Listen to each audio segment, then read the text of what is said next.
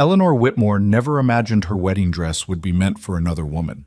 Standing in that cramped Kansas farmhouse, hands trembling as she read her sister's farewell letter, she faced an impossible choice: let her family drown in debt, or board a stagecoach west to marry a stranger who'd paid for a bride he'd never met. The ticket was non-refundable. The rancher was waiting, and her beautiful sister had run off with someone else's future. What happened next would either destroy her completely or prove she was stronger than anyone ever believed. If you're watching from anywhere in the world, drop your city in the comments below. I want to see how far Eleanor's story travels. And please, hit that like button and stick around until the end. You won't believe where this goes. The letter shook in Eleanor's hands, and she read it 3 times before the words actually made sense. Dearest Eleanor, by the time you read this, I'll be married to Thomas Whitfield. I know what you're thinking, but please understand, I couldn't go through with marrying a man I've never met. A rancher in the middle of nowhere? Living in some shack miles from civilization, that's not the life I want. Thomas loves me. He has a proper house in town, a thriving business, a future that doesn't involve freezing winters and dust storms. I'm sorry about Mr. Mercer. I'm sorry about the money he sent for the journey, but surely he'll understand when you explain. Or perhaps he'll just find another bride. Men like him always do. Please don't hate me. Your sister, Rosalie. Eleanor let the paper fall to the kitchen table. Through the window, she could see her father splitting wood behind the barn, his shoulders bent under weight that had nothing to do with the axe. Her mother sat in the front room, mending the same dress she'd been working on for 3 days, her hands moving without purpose. They didn't know yet. Rosalie had been corresponding with Cole Mercer for 8 months, letters back and forth, getting to know each other the way people did when an entire country stretched between them. He was a rancher outside Cheyenne, 32 years old, never married, owned 200 acres and ran cattle, needed a wife. Rosalie had seemed excited at first. She'd read his letters aloud at dinner, describing the ranch, the mountains, the life they'd build together. Their mother had cried happy tears. Their father had finally stopped looking so defeated.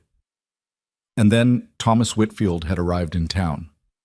Eleanor picked up the letter again, studying her sister's careful handwriting. The paper still smelled like Rosalie's perfume, roses and vanilla, expensive stuff Thomas probably bought her.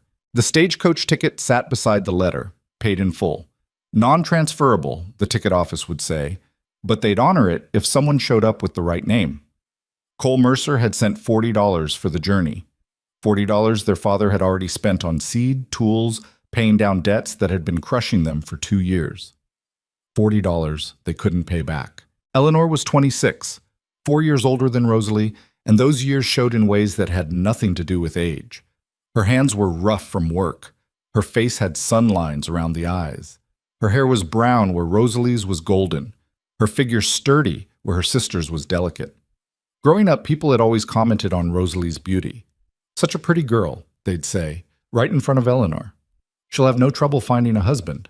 No one ever said that about Eleanor. She'd stopped expecting them to. The kitchen door opened and her mother came in, still carrying the mending. Eleanor, have you seen your sister? She was supposed to help me with... She stopped, seeing Eleanor's face. What's wrong?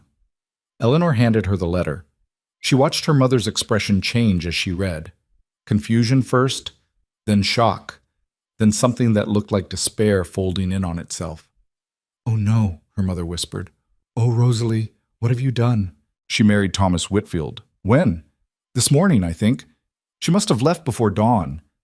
Her mother sank into a chair, the letter falling from her hands. Your father used that money. We needed it so badly, and Mr. Mercer seemed so reliable. A good man. We thought... She pressed her hands to her face. We can't pay him back. We don't have $40. We don't have 40 cents. Eleanor stared at the ticket. An idea was forming. A terrible, impossible idea that made her stomach turn even as her mind started working through the logistics. Someone has to go, she said quietly. Her mother looked up. What? Someone has to get on that stagecoach and go to Wyoming. Otherwise, we're stealing from him. Otherwise, he paid for a bride and got nothing. Eleanor, we can't send you instead. That's not how this works. He chose Rosalie. He wrote to Rosalie. He wrote to a woman he's never met, someone who presented herself a certain way in letters. I can tell him the truth when I arrive. I won't lie. I won't pretend to be her. but I'll give him the choice. The choice to what? Marry you instead? Her mother's voice cracked. Sweetheart, I know you mean well, but what? Eleanor stood up, her chair scraping against the floor. But I'm not pretty enough. But no man would choose me if he had another option. I know that, Mama. I've known that my whole life. That's not what I meant. Isn't it? Eleanor grabbed the ticket, her hands steadier now. I'm going. I'll tell him everything. If he sends me away, I'll find work in Cheyenne. I'll send money back when I can. But I won't let Papa go to jail for debt, and I won't let this family lose everything because Rosalie decided she wanted something prettier. Her mother started to cry. Eleanor walked out before she could change her mind. Man. The stagecoach left at dawn 2 days later. Eleanor sat in the back with her one bag, wearing her best dress, which wasn't saying much. A dark blue cotton thing she'd made herself 3 years ago. Practical. Durable. Nothing like the traveling outfit Rosalie would have worn. There were 4 other passengers, a salesman with a mustache that drooped past his chin, an older woman in mourning black who didn't speak to anyone, 2 men who looked like miners, rough and tired, heading west to try their luck. The salesman tried making conversation for the first hour. Eleanor answered politely but didn't encourage him. After a while, he gave up and dozed off, his head bouncing against the window frame every time they hit a rut. The prairie stretched endlessly in all directions. Flat grassland, occasionally broken by a creek or a stand of cottonwood trees. The sky was enormous, bigger than Eleanor had ever imagined sky could be. It made her feel small, insignificant, perfect for disappearing. She tried not to think about what she was doing, tried not to imagine Cole Mercer's face when she stepped off the coach and he realized she wasn't the woman he'd been expecting.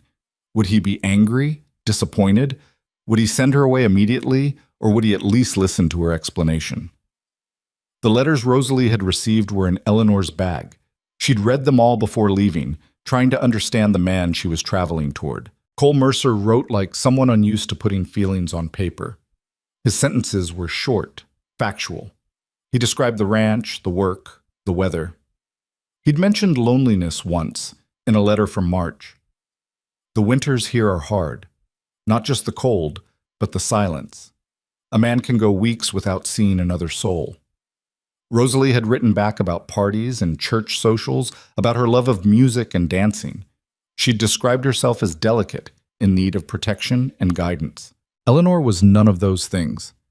The stagecoach stopped that night at a way station, a rough building with a stable and a few rooms for travelers. Eleanor shared a bed with the woman in black, who snored loudly and took most of the blanket. She barely slept. The second day was worse than the first. The road got rougher as they climbed into hill country. Eleanor's back ached from the constant jolting. The salesman got sick and had to stop 3 times to vomit by the roadside. The miners argued about politics until everyone else wanted to throw them out of the moving coach. On the 3rd day, they saw their first mountains. Eleanor pressed her face to the window, staring at the distant peaks. They looked unreal, too big, too sharp against the sky, like something from a painting that didn't quite belong in the actual world. First time seeing the Rockies? One of the miners asked.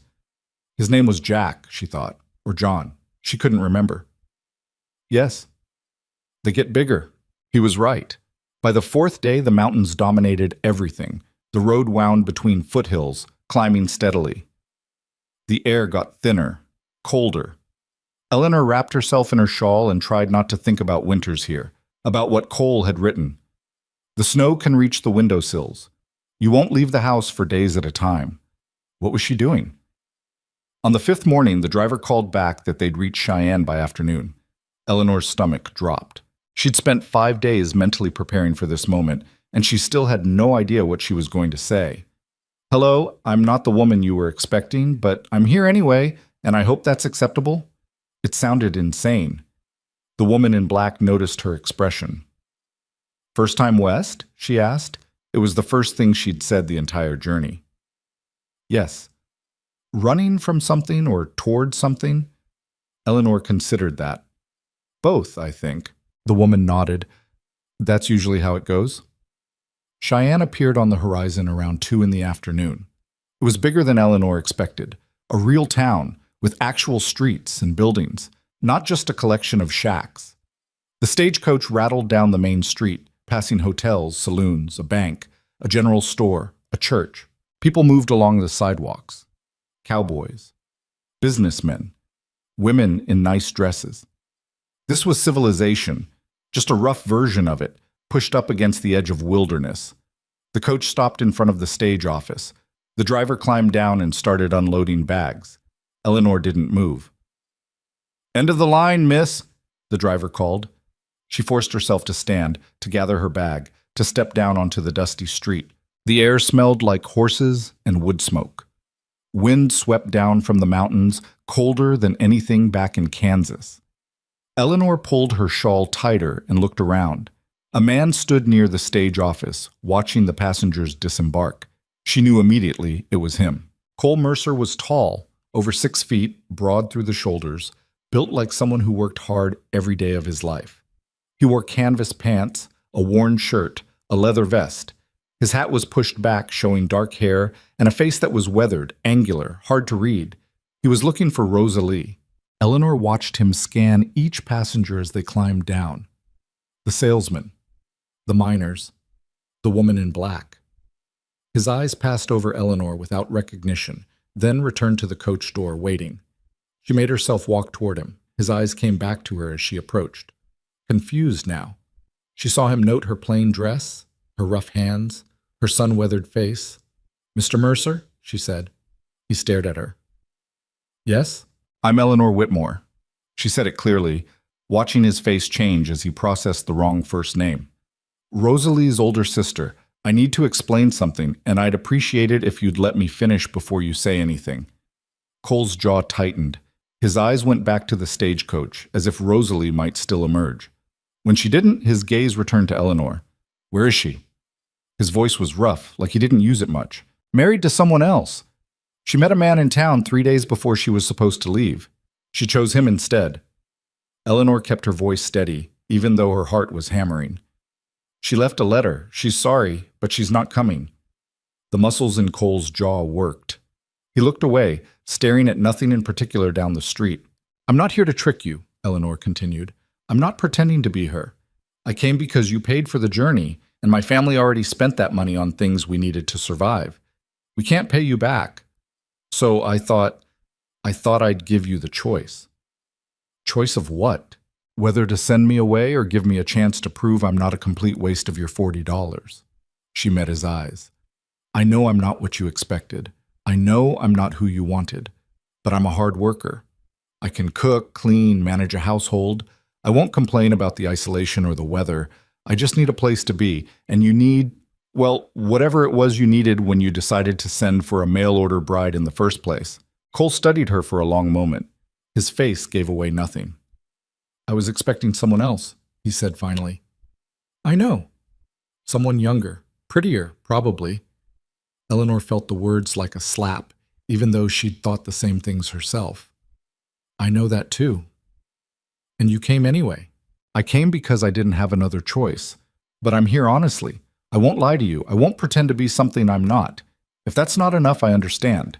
Just point me toward where I can find work, and I'll manage." The wind picked up, blowing dust down the street. Somewhere a horse whinnied. A wagon rattled past. Cole took off his hat, ran a hand through his hair, put the hat back on. He looked tired, older than his letters suggested, like a man who'd been dealt too many bad hands and had stopped expecting anything else. "I live 40 miles from here," he said.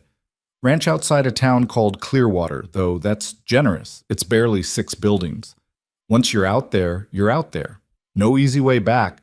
No neighbors close enough to matter. It's just me and my ranch hand, Luke.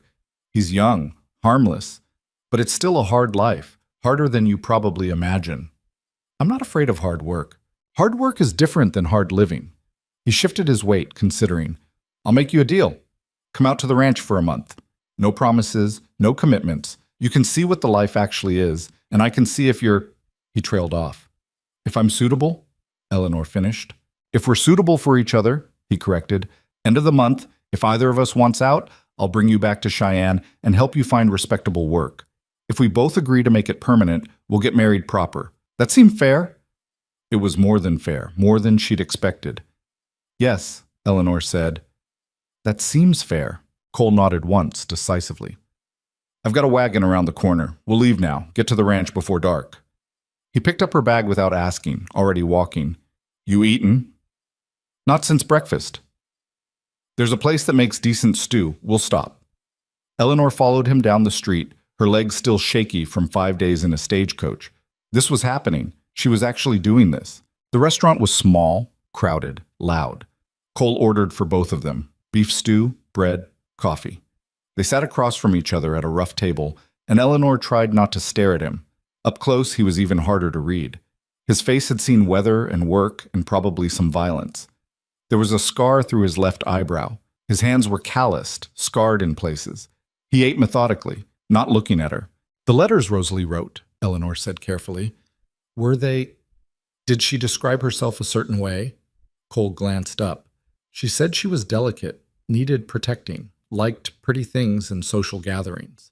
His mouth twisted slightly. I figured that was just how women wrote in letters. Didn't think much of it. I'm not delicate. I can see that. And I don't need protecting.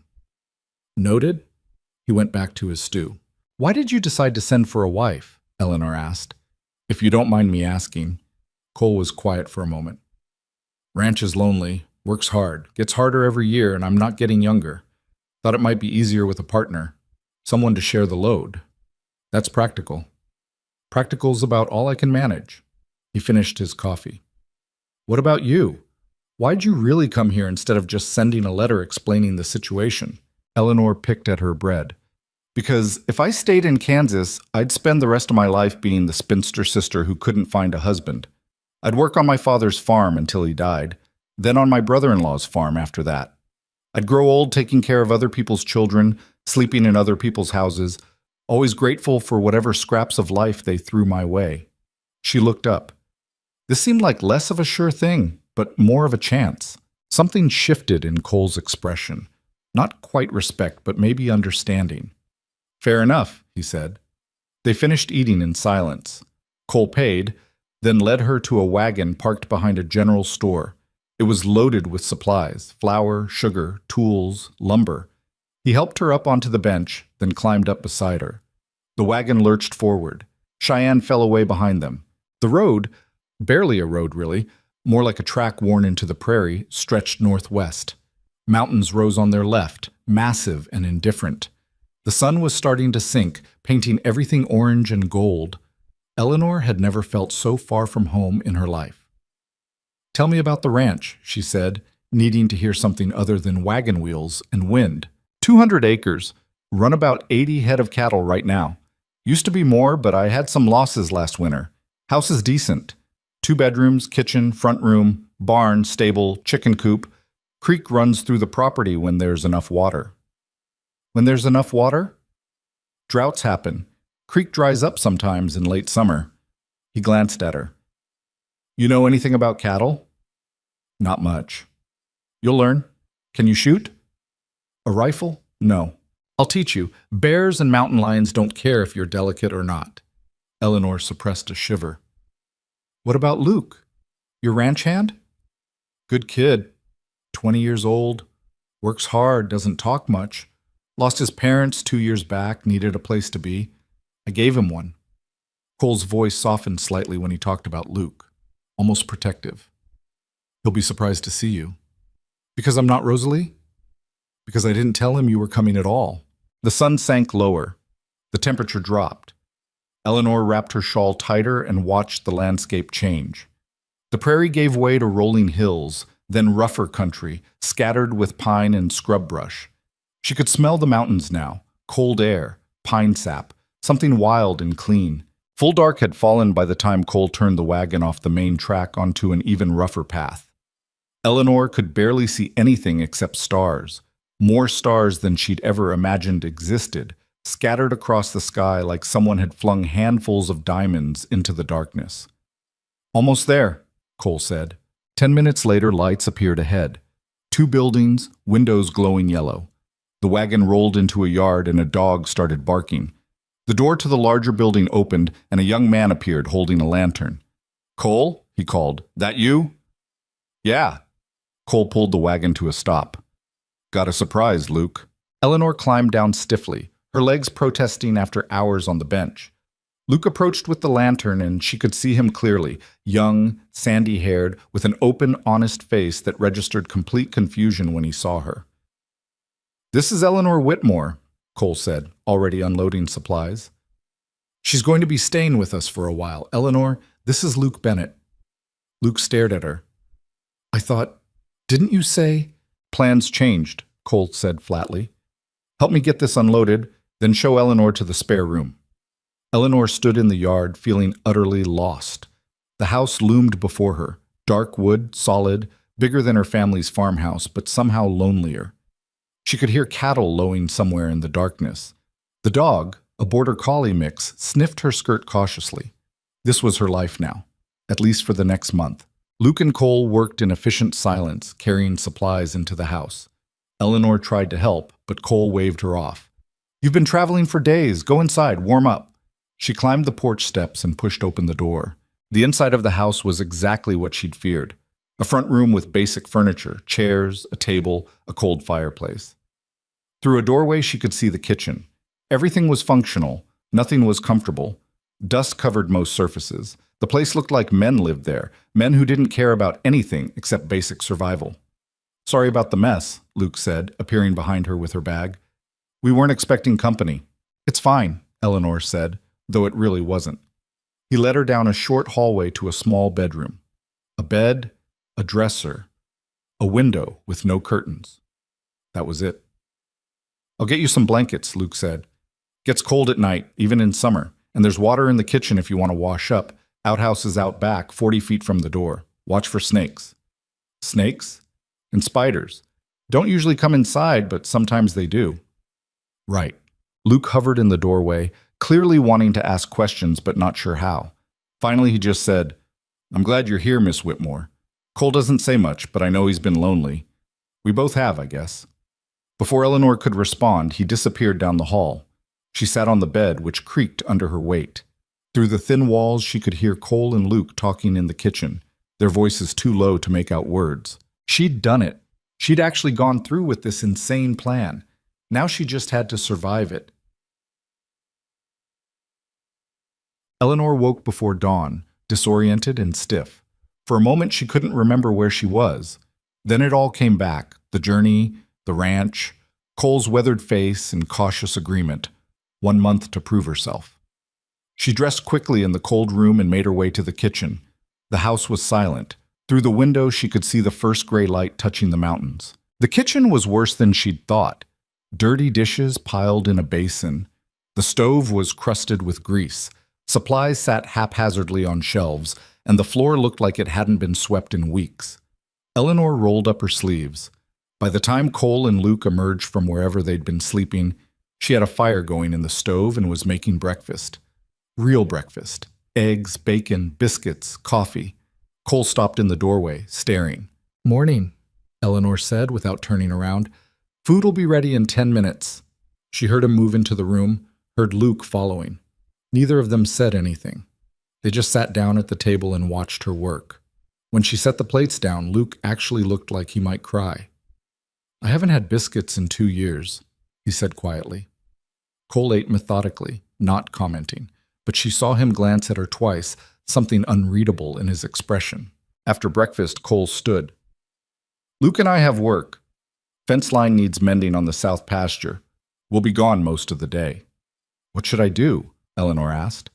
Cole looked around the kitchen. "Whatever you think needs doing." They left. Eleanor surveyed the house in full daylight. It was even worse than she'd thought, but she'd made a promise to prove herself, to earn her place.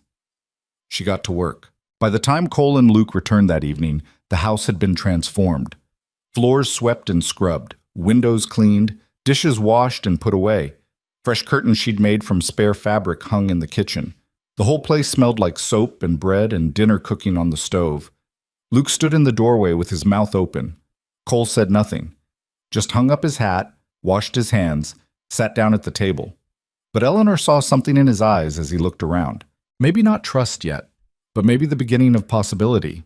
The transformation didn't happen overnight, and it sure as hell wasn't easy.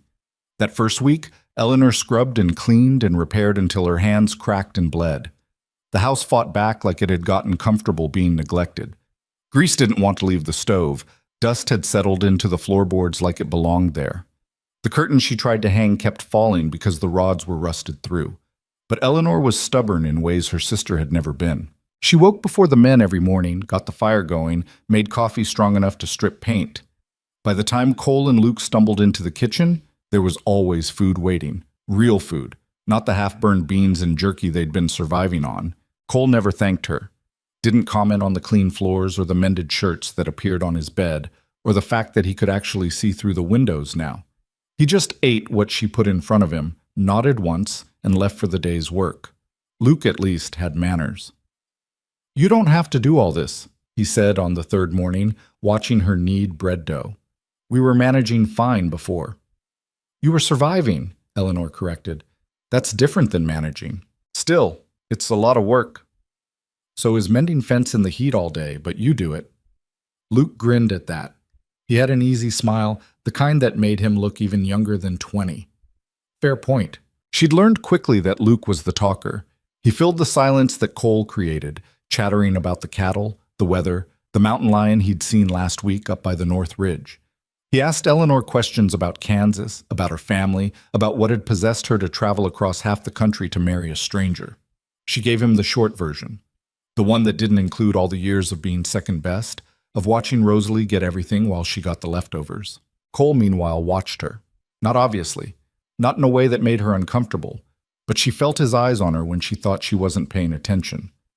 Studying her, trying to figure out if she was going to break. She had no intention of breaking.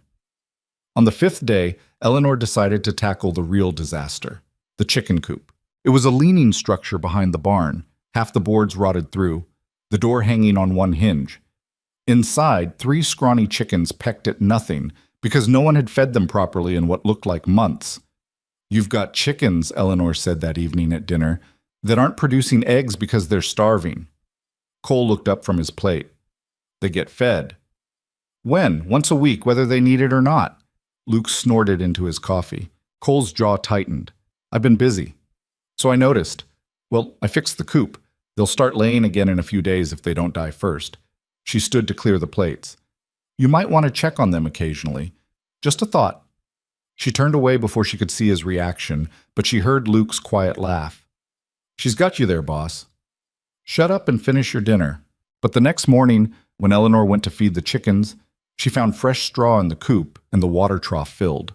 Cole was already gone, out checking the herd with Luke, but she knew it had been him. Something small shifted in her chest.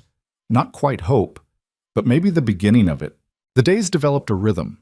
Eleanor worked the house and the immediate yard, garden, chickens, cooking, cleaning, endless laundry.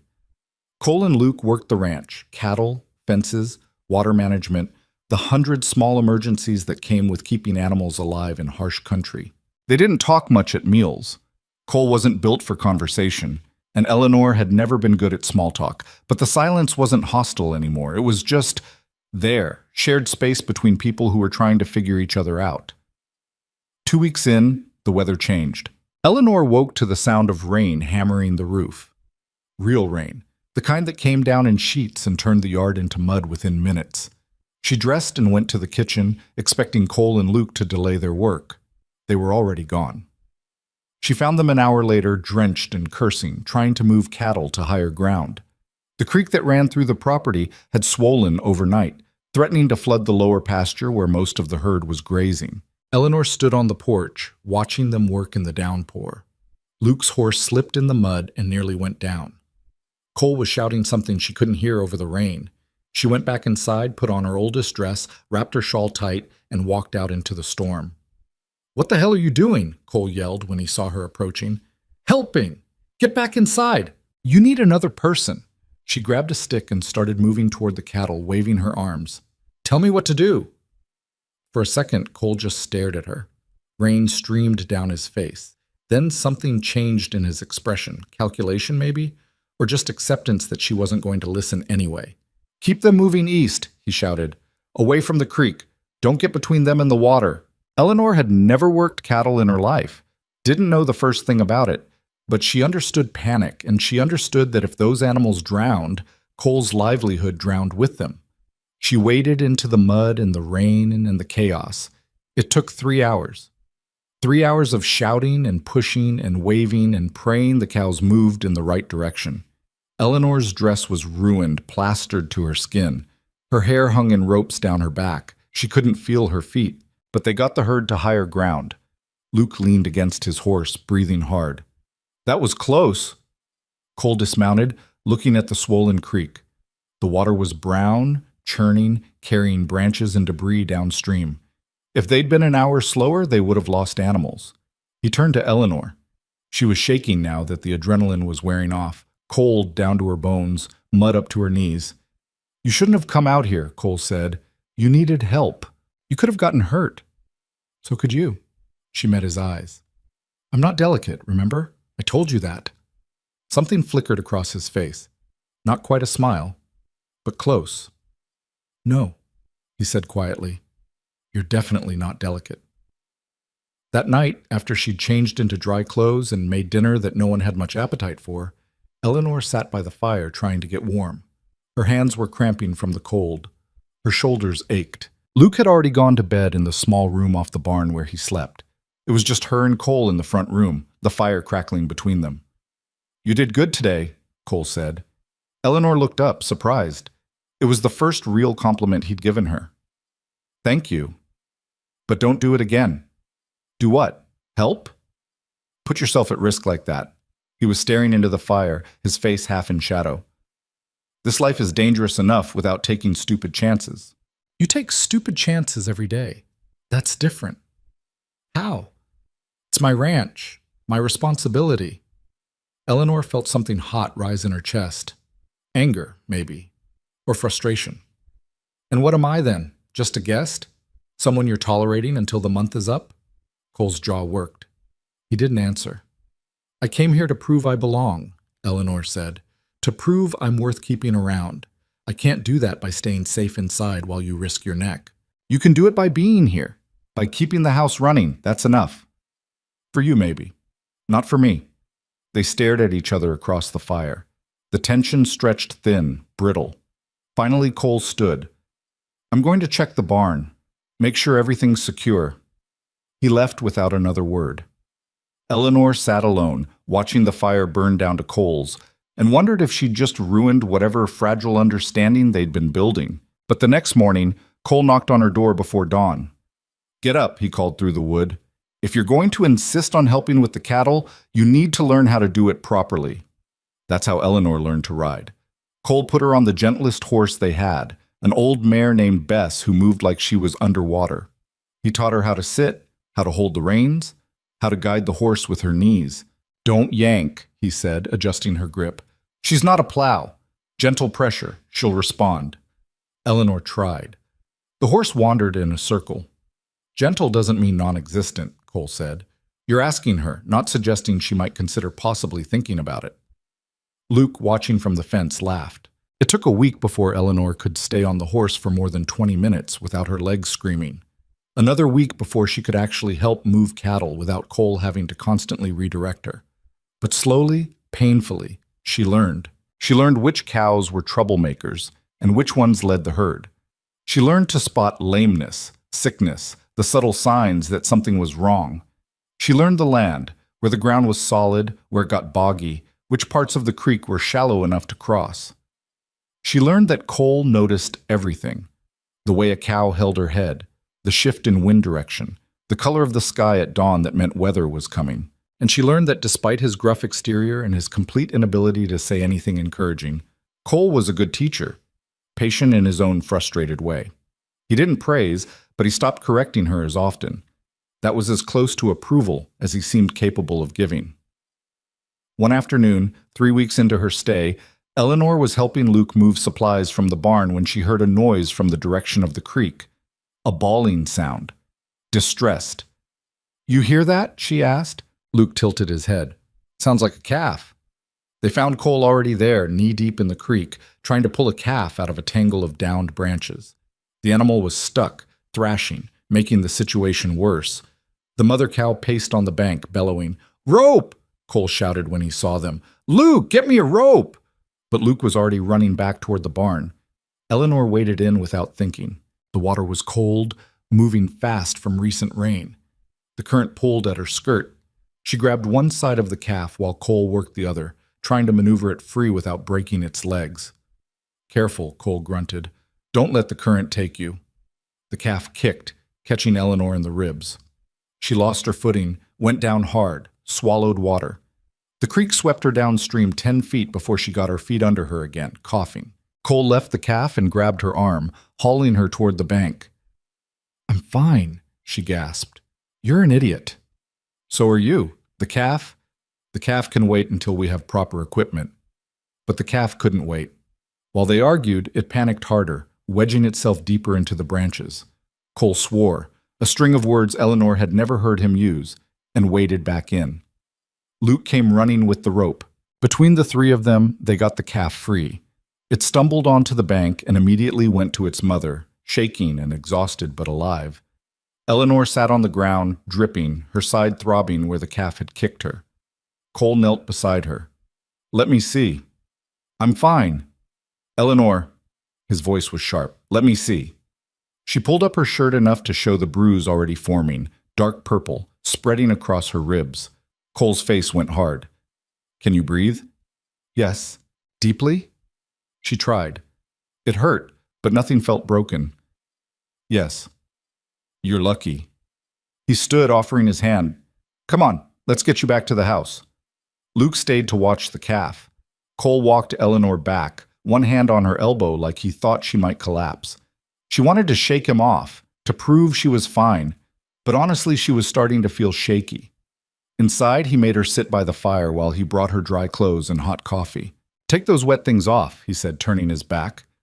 "You'll catch pneumonia." Eleanor changed awkwardly, her ribs protesting every movement. When she was decent, Cole turned around and studied her with an expression she couldn't read. "You keep doing this," he said. "Doing what?" "Throwing yourself into danger without thinking." I was thinking that calf needed help. It's a calf, an animal, not worth risking your life over." Eleanor set down her coffee with enough force to slosh it. "Everything on this ranch is worth risking something over. That's what you do every single day. Why is it different when I do it?" "Because you're—" Cole stopped himself. "I'm what? A woman? Delicate? Someone who needs protecting?" She stood up, ignoring the pain. "I told you on day one, I'm not that person. If you want someone who's going to stay inside and look pretty and never get dirty, you should have sent me back to Cheyenne the minute I arrived." "That's not what I—" "Then what? What do you want from me?" Cole stared at her. The firelight cast shadows across his face, making him look older, more weathered, tired in a way that went deeper than physical exhaustion. "I don't know," he said finally. Honest, raw. "I thought I wanted a wife to make the house less empty, someone to cook and clean and be there. That's what I told myself, but now you're here, and you're nothing like what I expected, and I don't know what the hell I'm supposed to do with you." Eleanor felt something crack open in her chest. "I'm not asking you to do anything with me. I'm asking you to let me be useful, to let me be part of this place instead of just furniture that happens to talk back." "You're not furniture." "Then stop treating me like I might break." They stood there, 3 feet apart, the air between them charged with something Eleanor didn't have a name for. "Fine," Cole said. "You want to be part of the ranch? Really part of it? Tomorrow you're learning to shoot." He left before she could respond. The next morning, true to his word, Cole brought out a rifle after breakfast. An older model, worn but well-maintained. "This was my mother's," he said, handing it to Eleanor. "Lighter than mine. Easier to manage." Eleanor took it carefully. She'd never held a gun before. It was heavier than she expected. "First rule," Cole said, "never point it at anything you don't intend to shoot. Second rule, assume it's always loaded. Third rule, know what's behind your target." He spent an hour teaching her how to hold it, how to sight down the barrel, how to breathe and squeeze instead of pulling the trigger. "Try it," he said, pointing to a row of cans he'd set up on the fence 50 feet away. Eleanor raised the rifle, felt the weight of it, tried to remember everything he'd told her. She squeezed the trigger. The recoil knocked her back a step. The shot went wide, kicking up dust, 6 feet left of the target. "Again," Cole said. She tried 5 more times, missed every shot. Luke, watching from the porch, looked sympathetic. It takes practice, Miss Eleanor. I didn't hit anything for weeks when I started. Again, Cole repeated. Eleanor's shoulder was starting to hurt from the recoil. Her ears rang, but she raised the rifle and tried again. This time the shot hit the fence post, not the can, but close enough to make her feel like maybe she wasn't completely hopeless. Better, Cole said. It might have been the highest praise she'd ever heard from him. They practiced every morning after that. Eleanor's shoulder turned black and blue from the recoil, but her aim slowly improved. By the end of the week, she could hit the cans more often than she missed. Why do I need to learn this? She asked one morning, lowering the rifle. Because there are things out here that'll kill you if you can't defend yourself, Cole said. Bears, mountain lions, sometimes men who think a woman alone is easy prey. He took the rifle from her, checking it automatically. I won't always be close enough to help. The weight of that statement settled between them. Eleanor had stopped thinking about the month deadline, stopped counting days. She'd been at the ranch almost 4 weeks, and Cole hadn't mentioned bringing her back to Cheyenne, hadn't brought up the arrangement they'd made. Maybe he'd forgotten, or maybe he was waiting for her to say something. That night, after Luke had gone to bed and Eleanor was cleaning up from dinner, Cole sat at the table longer than usual, just sitting, watching her work. Something on your mind? Eleanor asked, drying the last plate. The month's almost up. There it was. Eleanor's hands stilled. Yes. You have thoughts about that? She turned to face him. Do you? Cole's fingers drummed on the table, an anxious gesture she'd never seen from him before. You've worked harder than I expected, done more. The house looks better than it has in years. Even Luke's happier, and that kid's usually happy anyway. But, no but, Cole met her eyes. I'm saying you've proven yourself. If you want to stay, make it permanent. Eleanor's heart did something complicated in her chest. Is that what you want? I'm asking what you want. I asked first. A muscle in Cole's jaw twitched. I want you to stay. There. Happy? He said it like an accusation, like admitting it cost him something. Eleanor sat down across from him. Why? Why what? Why do you want me to stay? Because I'm useful? Because the house is clean? Cole was quiet for a long moment. When he spoke, his voice was rough. Because I sleep better knowing you're here. Because the house feels less empty. Because watching you work those cattle in the rain was the first time in years I felt like I wasn't doing this alone. He looked away. That enough reason for you? Eleanor felt tears sting her eyes. She blinked them back hard. I'll stay. Yeah? Yeah. Cole nodded once. Good. We'll go into Clearwater tomorrow. Find a minister. Make it official. That's it? That's your proposal? What else do you want? Flowers? Poetry? But his mouth twitched slightly, almost a smile. Maybe just a please. Please stay and marry me and keep making those biscuits because I'm getting used to not eating charcoal for breakfast. Eleanor laughed. Actually laughed. That's the worst proposal I've ever heard. It's probably the only proposal you've ever heard. True?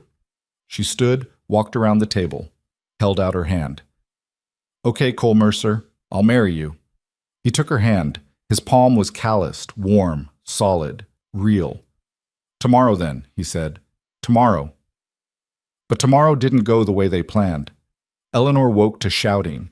She threw on clothes and ran outside to find Luke yelling from the north pasture. Something about the cattle. Something wrong. Cole was already running. Eleanor followed. What they found made her stomach drop. 20 head of cattle, dead or dying, scattered across the pasture like they'd just dropped where they stood. Some were still twitching. Others had been dead for hours. What happened? Eleanor whispered. Cole knelt beside one of the dead cows, examining it. His face had gone pale. Poison. Someone poisoned the water source. Who would... I've got neighbors who want this land, who've made offers I refused. Cole stood, his hands shaking with rage. This is a message. Luke looked sick. Boss, that's 20 head. That's... I know what it is. Cole's voice was flat, dead. That's a quarter of my herd. That's my profit for the year. That's... He stopped, turned away. Eleanor wanted to touch him, to comfort him somehow, but she didn't know if he'd accept it.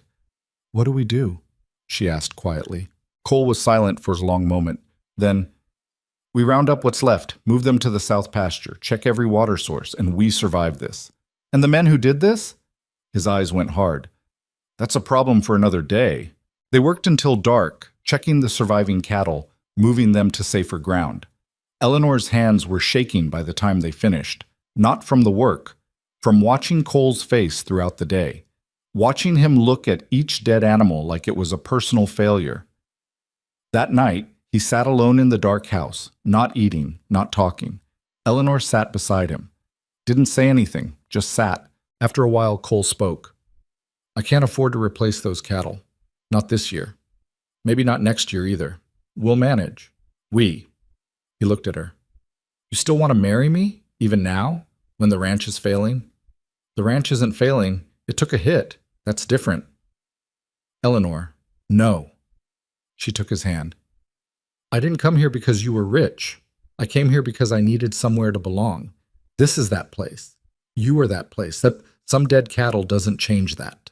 Cole's fingers tightened on hers. You're either very brave or very stupid. Little bit of both, probably. This time he did smile. Slight, barely there, but real. Tomorrow we still get married? Eleanor asked. Tomorrow we still get married. But first they had to bury 20 head of cattle and figure out how to keep their ranch alive with 3/4 of their herd gone, and watch their backs for whoever wanted them gone. Eleanor went to bed that night understanding something new about the life she'd chosen. It wasn't just hard work and isolation, it was danger. Real danger. The kind that could destroy everything they were trying to build. But when she thought about leaving, about going back to Kansas or finding work in Cheyenne, her mind rebelled against it. This place had gotten under her skin. This broken ranch, and this damaged man, and this hard, beautiful country that didn't forgive mistakes. She belonged here now. Whatever came next, they'd face it together. They buried the cattle in a mass grave on the far edge of the property where the ground was soft enough to dig. It took 2 full days. Cole, Luke, and Eleanor working in shifts with shovels, the sun beating down merciless, the smell of death thick in the air. Eleanor had never seen anything dead before. Not like this. Not animals that had been healthy one day and gone the next, their bodies already starting to bloat in the heat. She threw up twice the first morning. By afternoon, she'd stopped gagging and just worked, sweat soaking through her dress, blisters forming on her palms. Luke looked worse than she felt. His face had gone gray, and he kept having to walk away to breathe. Cole worked like a machine, methodical, silent. His shirt came off by noon, and Eleanor saw the full map of scars across his back. Old injuries, things that had healed badly. He caught her looking once, and his jaw tightened, but he didn't say anything. When the last cow was buried and covered, Cole drove the shovel into the ground and left it there. A marker, a reminder. We should go to the sheriff, Luke said quietly. Report what happened. And tell him what? Cole's voice was rough from not speaking all day. That I think someone poisoned my herd, but I've got no proof? That I've got enemies, but I can't prove who did it? It's still worth that. It's not worth anything except showing weakness, making it clear we're vulnerable. Cole picked up his shirt, but didn't put it on. We handle this ourselves. Eleanor wanted to argue, wanted to say there were laws, systems, people whose job it was to deal with crimes like this. But she'd learned enough about the frontier by now to know that law out here was different, slower, often useless when you needed it most. What about the wedding? She asked instead. Cole looked at her like he'd forgotten. What about it? We were supposed to go into town yesterday, make it official. We've been burying dead cattle, Eleanor. Kind of took priority. I know that. I'm asking if we're still doing it.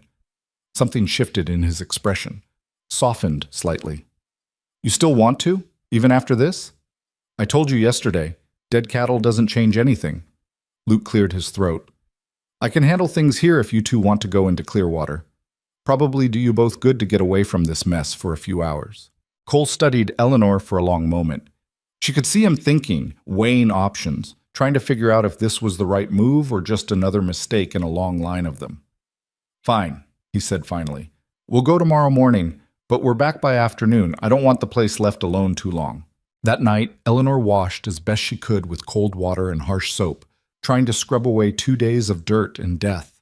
Her hands were raw, nails broken, blisters opened and bleeding. She had one decent dress left, a gray cotton thing she'd been saving, and she put it on in the dark of her room, trying to make herself look like someone worth marrying. When she came out to the kitchen the next morning, Cole was already there. He'd shaved, put on a clean shirt. His hair was wet, combed back. He looked uncomfortable, like the effort of making himself presentable was somehow painful. "You look nice," Eleanor said. "You look tired." Romantic as always. His mouth twitched, almost a smile. "Come on, let's get this done before I change my mind." The ride to Clearwater took 90 minutes. The town was barely bigger than Cheyenne had been. A main street with maybe 8 buildings, a general store, a saloon, a building that served as both town hall and occasional church. Mountains rose behind it, still snow-capped even in summer. Cole tied up the wagon outside the general store. "Minister's name is Hutchins. He'll marry us if we can find him sober." "That's encouraging." "It's the frontier. You take what you can get." They found Hutchins in the back room of the general store, playing cards with 2 other men. He was 60 if he was a day, with a white beard stained yellow from tobacco and eyes that had seen too much of everything. "Cole Mercer," Hutchins said, looking up from his cards. "Heard you had some trouble out at your place." Word traveled fast. "Nothing I can't handle," Cole said. "I'm here because I need you to perform a marriage." Hutchins' eyebrows went up. He looked at Eleanor with open curiosity. "This the mail-order bride I heard about?" "This is Eleanor Whitmore. She's agreed to marry me despite significant evidence that it's a bad idea." Eleanor elbowed him. "He's charming, isn't he?" "I've known Cole since he was 16, Hutchins said, standing and brushing off his pants. "Charm's never been his strong suit. You sure about this, miss?" "Reasonably sure." "That'll have to do, I suppose." Hutchins grabbed a worn Bible from a shelf. "You 2 got witnesses." The men he'd been playing cards with stood up. One was ancient, bent with age. The other looked like a prospector, dirt under his nails, whiskey on his breath. "They'll do," Hutchins said. "Come on then. Let's make this official before anyone comes to their senses." They stood in the small back room that smelled like tobacco and old paper. Hutchins opened the Bible, but didn't really look at it. He'd done this enough times to have the words memorized. "We're gathered here to join this man and this woman in matrimony. It's a serious business marriage, not something to enter into lightly." He looked at Cole. "You understand that?" "I do." "And you?" He turned to Eleanor. "You understand you're binding yourself to this hard-headed fool for the rest of your natural life?" Eleanor glanced at Cole, who was staring straight ahead, jaw tight.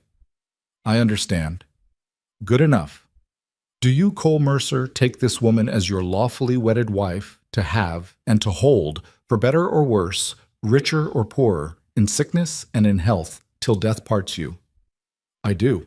"And do you, Eleanor Whitmore, take this man as your lawfully wedded husband, same terms, same promises?"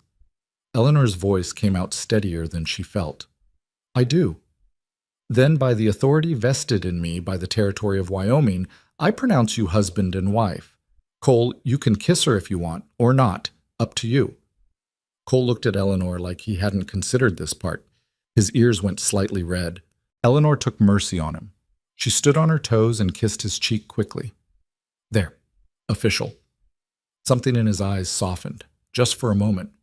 Then he was reaching into his pocket for money to pay Hutchins. "No charge," the minister said. "Consider it a wedding present. You're going to need every dollar you've got after losing that herd." Cole's face went hard. "Who told you about that?" "Like I said, word travels." Hutchins' expression turned serious. "You watch yourself out there, Cole. Whoever hit you once might try again. Let them try." Outside, the sun was bright enough to hurt. Eleanor blinked against it, her hand in Cole's because he'd taken it without asking and hadn't let go yet. "That's it then," she said. "We're married. That's it. Feel any different?" "Not particularly. You?" "A little. Maybe." She squeezed his hand. "We should get back." But Cole didn't move toward the wagon. He was looking down the street at something. Eleanor followed his gaze and saw 3 women standing outside the general store, watching them. Well-dressed women. Town women. Their expressions made Eleanor's stomach tighten. "Who are they?" she asked quietly. "Wives of the men who want my land. Cole's voice had gone flat. Don't worry about them. But it was too late. The women were walking over. The leader, a blonde woman in an expensive green dress, smiled at Cole in a way that didn't reach her eyes. Cole Mercer, congratulations on your marriage. We heard you'd sent for a bride. Mrs. Patterson. Cole's tone was carefully neutral. Mrs. Patterson turned her attention to Eleanor and the smile got sharper. You must be the sister. How? Unexpected. I'd heard Cole was expecting someone else. Rosalie, wasn't it? The pretty one? Eleanor felt the words like a slap, but before she could respond, Cole's hand tightened on hers. This is my wife, Eleanor, he said. His voice had gone cold. And she's exactly who I wanted. The second woman, darker, older, with hard eyes, laughed. How sweet. Though I have to wonder, dear, what possesses a woman to marry a man whose ranch is failing, losing a quarter of your herd in one night? That's either terrible luck or terrible management. It was neither, Cole said. It was deliberate. Such accusations. Do you have proof? Not yet. Then perhaps you should focus less on conspiracy theories and more on salvaging what's left of your operation. My husband's offer still stands, you know, $12,000 for the whole property. That's more than generous considering the circumstances. I'm not selling. Not even to save yourself from bankruptcy? How noble! And how foolish! Mrs. Patterson's gaze slid back to Eleanor. I do hope you knew what you were getting into, dear. The Mercer Ranch has always been more trouble than it's worth. Isolated, dangerous. No place for a woman, really, especially not one who's already been rejected once. The third woman, younger, prettier than the other two, giggled. Can you imagine? Coming all this way for a man who wanted someone else. How humiliating. Eleanor felt heat rising in her face. Shame and anger tangled together in her chest. These women knew exactly where to cut. They'd probably been practicing. But before she could find words, Cole stepped between her and them. That's enough, he said quietly, dangerously. You've said your piece. Now leave my wife alone. Oh, we didn't mean any offense, Mrs. Patterson said, all false sweetness. Just making conversation. Welcome to the territory, Eleanor. I'm sure we'll see you around town, if you last that long. They walked away, laughter trailing behind them. Eleanor stood frozen, all the old feelings rushing back, the ones she'd thought she'd left in Kansas. Being second best, being the one nobody wanted, being the embarrassment. Eleanor, Cole's voice cut through the spiral. Look at me. She did. His face was tight with anger, but not at her. Everything they just said was meant to hurt you, to make you feel small. Don't give them that power. They're right, though. You did want Rosalie. You did get stuck with me instead. I didn't get stuck with anything. His hands came up to her shoulders, forcing her to meet his eyes.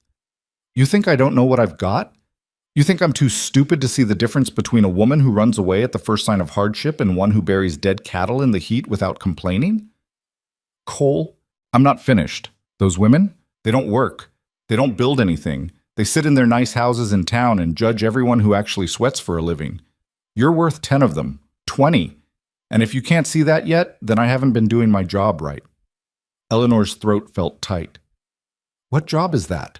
Making sure you know you're not second best. You're not a replacement. He stopped, frustrated with words like he always was. You're the reason I'm still standing here instead of selling everything and giving up. That clear enough for you? Eleanor nodded, not trusting her voice. Cole let go of her shoulders and turned toward the wagon. Come on, let's get out of this town before I do something I'll regret. They drove in silence for the first half hour. Eleanor stared at the mountains, at the endless sky, at anything but Cole's profile beside her. Her mind kept replaying Mrs. Patterson's words, the way they'd looked at her, like she was pathetic, desperate, something to pity. Stop thinking about them, Cole said without looking at her. I'm not. You're a terrible liar. Your face does this thing when you're upset. Your jaw gets tight. My jaw is not tight. It's tight right now. Eleanor forced herself to relax. Failed. How do you deal with it? The gossip? The people who want you gone? Cole was quiet for a while. The wagon rattled over rough ground, wheels finding every rut. I stopped caring what people thought about 10 years ago. Hasn't served me wrong yet. That easy? Didn't say it was easy. Said I stopped caring. There's a difference. He glanced at her. Those women back there? They're bored. They've got nothing better to do than tear down anyone who threatens their little hierarchy. You threaten them because you're not playing their game. How am I threatening anyone? I'm nobody. You're somebody who chose a hard life over an easy one, who works instead of gossiping, who got her hands dirty burying cattle while they were probably having tea and talking about who wore what to church. That scares them. Eleanor hadn't thought about it that way. They seemed pretty confident to me. Confident people don't need to tear others down to feel better about themselves. Cole shifted the reins. You want my advice? Forget they exist. We've got bigger problems. He was right. They did have bigger problems, like figuring out who poisoned their cattle, like surviving the financial hit, like keeping the ranch running with reduced stock and resources. But somehow Mrs. Patterson's words had gotten under Eleanor's skin in a way the practical problems hadn't. Maybe because the practical problems could be solved with work, with effort. The other thing, the feeling of being second choice, unwanted, that was harder to fight. When they got back to the ranch, Luke was waiting in the yard. His face was pale.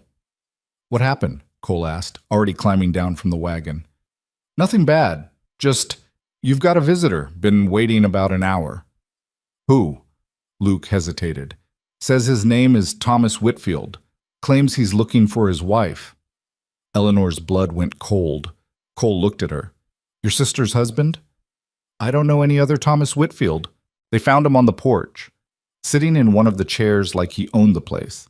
He stood when he saw them, tall, well-dressed, handsome in a polished way that made him look out of place against the rough wood and worn ranch. Eleanor, he said, smiling, there you are. We've been worried sick. Cole's hand went to Eleanor's elbow, protective. Who the hell are you? Thomas Whitfield. I married Eleanor's sister Rosalie a few weeks ago. His eyes went to Eleanor. She's very upset, you know. She made a mistake running off like that. She wants to make things right. Eleanor found her voice. Where is she? Back in Kansas. Waiting for me to bring you home. Thomas's smile widened. She feels terrible about the confusion, about you coming all this way for nothing, but we can fix this. I've brought enough money to repay Mr. Mercer for his expenses, and we can all put this unfortunate situation behind us. Cole's voice came out dangerous. Put what situation behind us? Well, the mix-up, of course. Rosalie was supposed to come here. She and Mr. Mercer had an arrangement, but then she met me, and we fell in love, and things got complicated. Thomas pulled out an envelope. I'm prepared to compensate you fully for your trouble. Say $50? That should cover the travel expenses and your time. I don't want your money, Cole said. I understand you're upset, but surely you can see that Eleanor doesn't belong here. This is no life for a woman like her. Isolated, dangerous, doing work meant for ranch hands. Thomas turned to Eleanor, his expression sympathetic. Come home. Your family misses you. Rosalie wants to apologize in person. You can find a proper husband, someone in town, someone who can give you the life you deserve. Eleanor stared at him, at his expensive suit and his perfect hair and his assumption that she'd just go along with whatever he decided. No, she said. Thomas blinked. I'm sorry. I said no, I'm not going anywhere. This is my home now. Eleanor, be reasonable. You can't seriously want to stay in this place. Look at it. Look at you. His nose wrinkled slightly. You're covered in dirt. Your hands are ruined. This isn't the life you were meant for. And what life was I meant for? Being the spinster aunt in your house? Taking care of Rosalie's children? Making myself useful until I die alone and grateful? Thomas's smile slipped. That's exactly what you meant. You and Rosalie want to ease your guilt by bringing me back, by pretending I'm better off there. But I'm not. Eleanor stepped closer to Cole, and his arm came around her waist immediately. I'm married, to Cole, legally. And I'm staying. You can't be serious. You've known this man for what, a month? You married him out of desperation, not love. Maybe I did, Eleanor said. But desperation got me here, and being here taught me I'm stronger than anyone back home ever believed, including me. Thomas looked at Cole. You're really going to keep her? Even knowing she was second choice? Even knowing her sister is the one you actually wanted? Cole's jaw tightened. When he spoke, his voice was quiet, controlled. I don't know what your game is, coming here and insulting my wife, but you've got about 10 seconds to get off my property before I throw you off. I'm trying to help. You're trying to salve your conscience.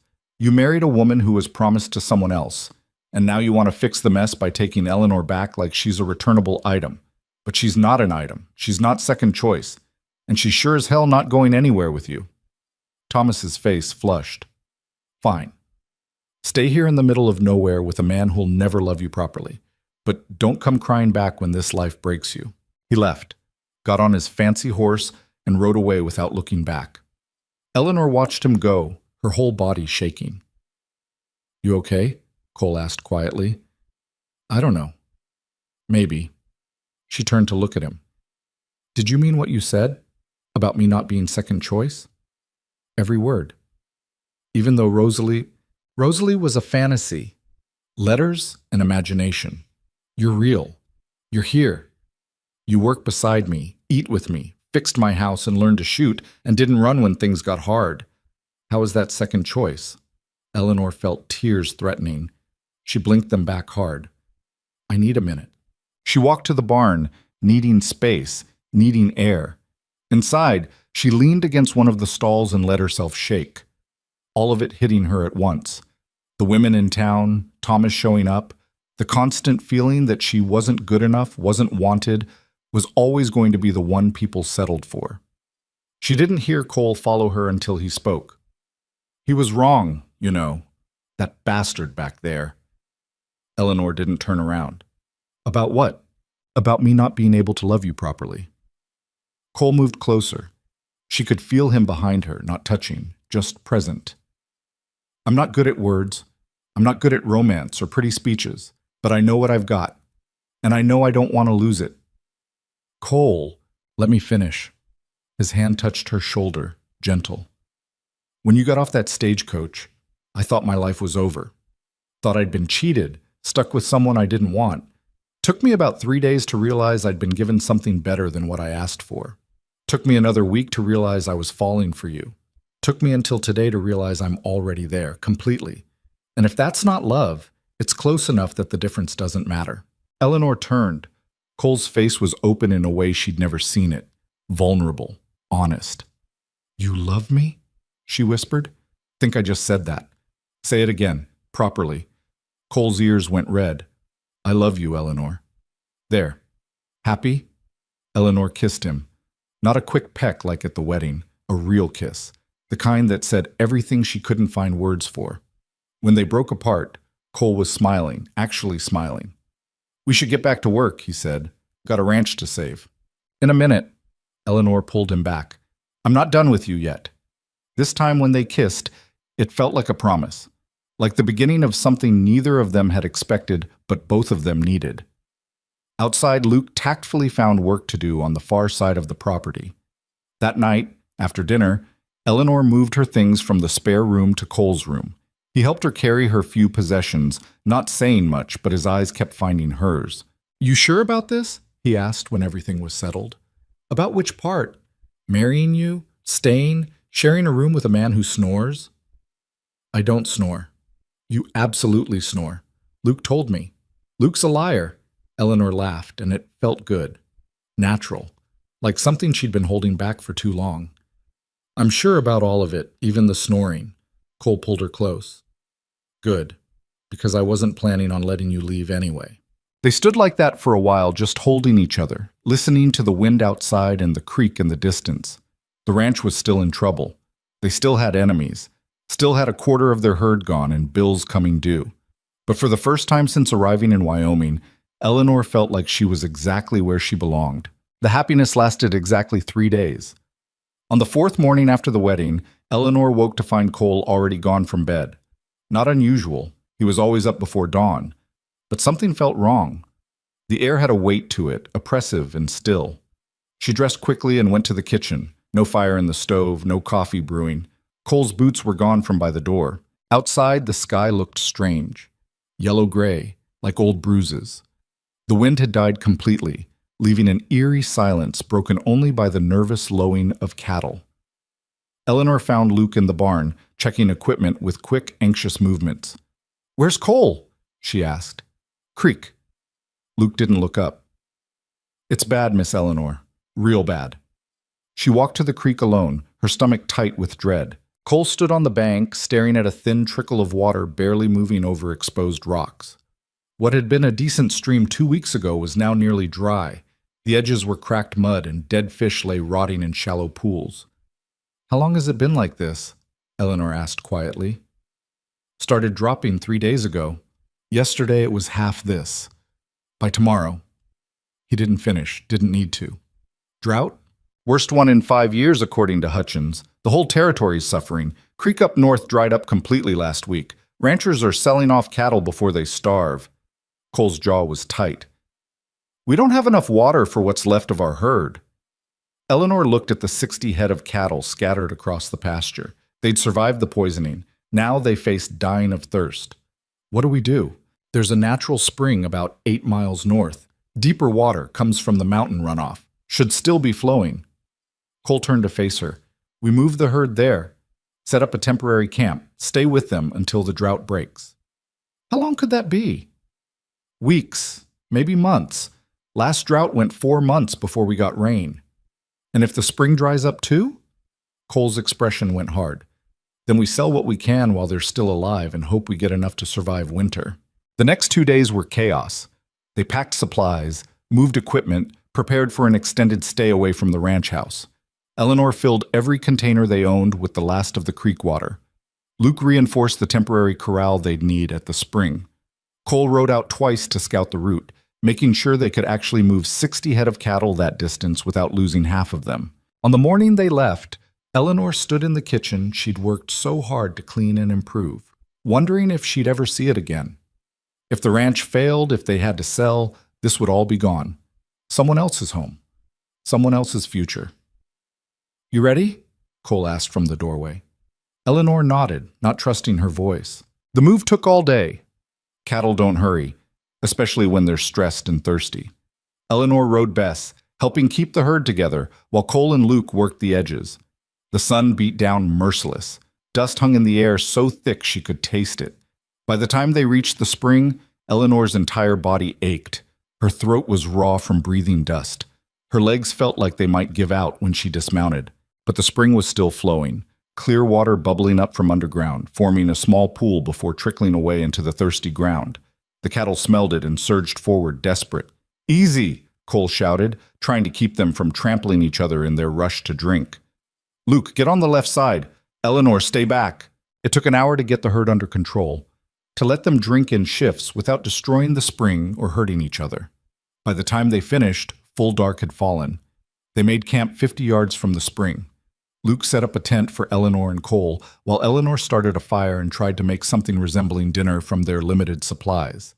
Beans and hardtack and coffee so strong it could strip rust. "This is awful," Luke said, forcing down a mouthful of beans. "I'm aware," Eleanor said. "I'm doing my best with what we've got." "Wasn't criticizing, just stating facts." Cole ate in silence, staring at the fire. His face was drawn, exhausted. Eleanor could see the weight pressing down on him, the responsibility, the fear, the constant calculation of how much longer they could hold out. That night, lying in the tent with Cole beside her, Eleanor whispered into the darkness, "We're going to be okay. We'll get through this." Cole's hand found hers. "You don't know that." "No, but I believe it anyway." He was quiet for a long time, then, "I'm glad you're here, even with all this. I'm glad you stayed." Eleanor squeezed his hand. Outside, the cattle moved restlessly, and the wind picked up, carrying no promise of rain. The days blurred together after that. They took turns watching the herd, making sure none wandered off or got taken by predators. Mountain lions prowled at night, drawn by the smell of vulnerable animals. Twice Cole had to fire warning shots to scare them off. The heat was relentless. Eleanor had never experienced anything like it. The sun seemed to press down from above, reflecting off the dry ground, creating waves of heat that made the air shimmer. She wore her bonnet constantly, but her face still burned. Her lips cracked. Her skin felt like paper. Water became everything. They rationed it carefully. Enough for the cattle first, then themselves, then cooking and washing dead last. Eleanor stopped bathing entirely. They all did. Within a week, they were filthy, smelling of sweat and smoke and animals. Luke handled it worst. He was young, unused to real hardship. Eleanor caught him crying once behind the supply wagon, overwhelmed by the heat and the work and the fear that this might never end. "Hey," she said quietly, sitting beside him. "You're doing fine." "I'm not. I'm useless out here." "You're keeping the cattle alive. That's not useless." Luke wiped his face roughly. "What if the spring dries up? What if we came all this way for nothing? Then we'll figure out the next step. That's all we can do." "How are you not scared?" Eleanor laughed, surprising herself. "Who says I'm not scared? I'm terrified. But being scared doesn't change anything. The work still has to get done." Luke looked at her with something like admiration. "Cole's lucky he got you instead of your sister. She wouldn't have lasted a day out here." "Probably not," Eleanor agreed. "But that doesn't make me better than her, just different." 2 weeks into their stay at the spring, a group of riders appeared on the horizon. Cole saw them first. His hand went to his rifle immediately. "Luke, get over here." Eleanor counted 5 riders. They approached slowly, deliberately, in a way that made her nervous. The leader was a big man, late 40s, with a face weathered by sun and cruelty. He rode like he owned everything he looked at. "Cole Mercer," the man said, stopping his horse 20 feet away. "Heard you were camped out here." "Patterson." Cole's voice was flat. "You're a long way from town." So this was Mr. Patterson, the husband of the woman who'd insulted Eleanor in Clearwater.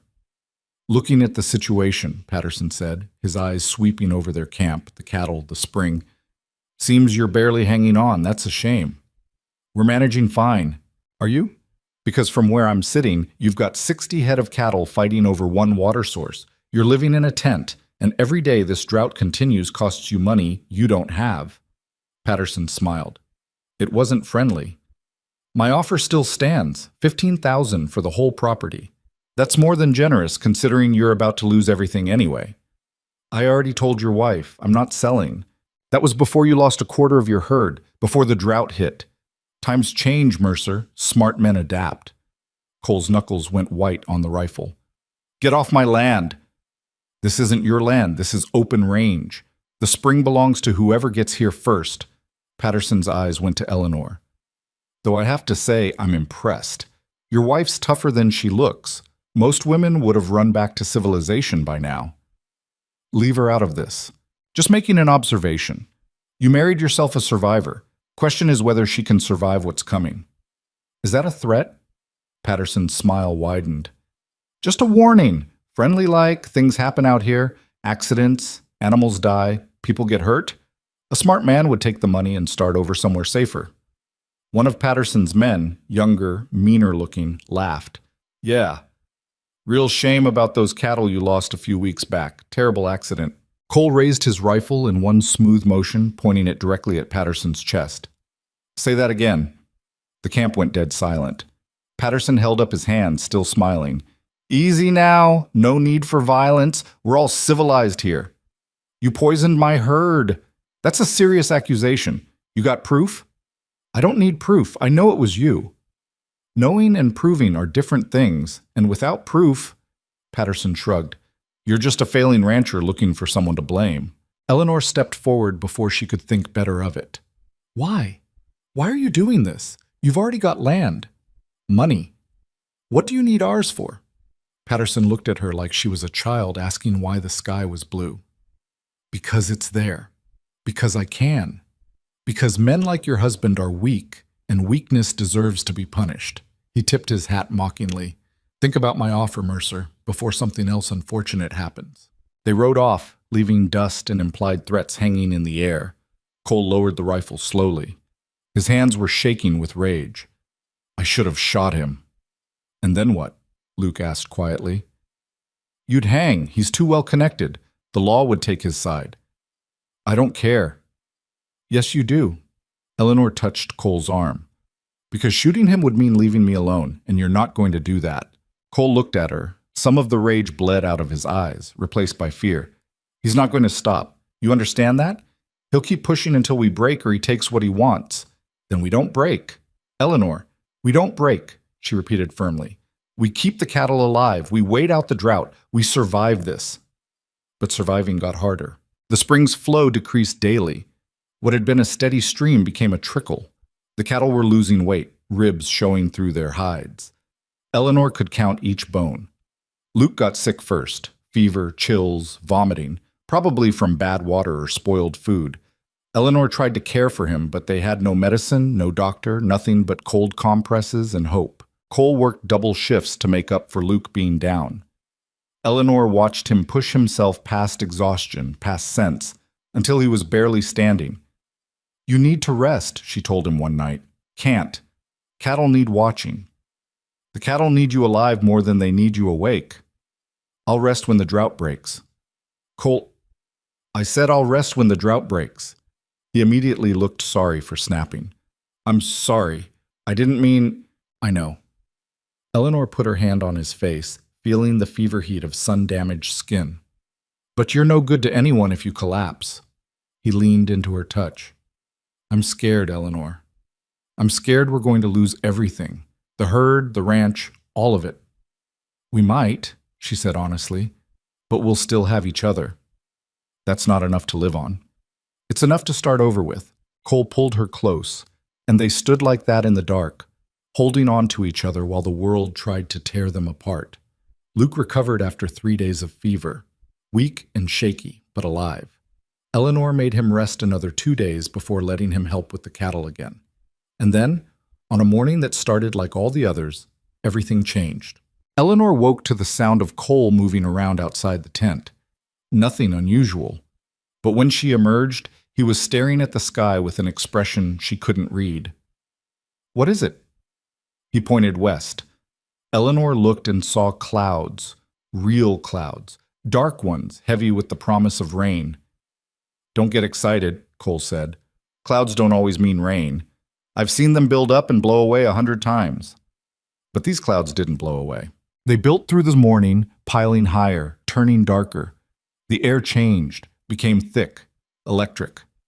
The cattle smelled it and grew restless, moving in tight circles. Around noon, Eleanor felt the first drop. She held out her hand, and another drop hit her palm. Then another. Cole, she whispered. He was already there beside her, his face turned up to the sky. The rain started slowly. Individual drops, tentative, like it wasn't sure it was allowed. Then faster, harder. Within minutes it was pouring, a real rain, the kind that soaked through clothes in seconds. Luke came running out of the tent, whooping like a madman. He spun in circles, arms spread wide, laughing as water streamed down his face. Eleanor started crying. She couldn't help it. Weeks of fear and heat and drought, and now rain. Actual rain falling from the sky like a miracle she'd stopped believing in. Cole grabbed her and kissed her hard, rain running between their faces, turning the dust to mud under their feet. We made it, he said against her mouth. We actually made it. The rain lasted 3 days. It filled the spring, revived the creek back at the ranch, soaked into the dry ground until it couldn't hold anymore. The cattle drank and ate fresh grass that sprang up almost overnight, and slowly started putting weight back on. When the rain finally stopped, the world looked different. Green where it had been brown. Alive where it had been dying. They packed up camp and moved the herd back to the ranch. The journey took 2 days, but this time the cattle were stronger, the air was cooler, and hope felt possible again. The ranch house looked the same, but different. Eleanor cleaned it top to bottom, while Cole and Luke repaired damage from the storm. New shingles on the roof, fresh repairs to the barn, making everything solid again. That night, their first night back in their own bed, Eleanor felt something strange, a flutter deep in her belly, so faint she almost missed it.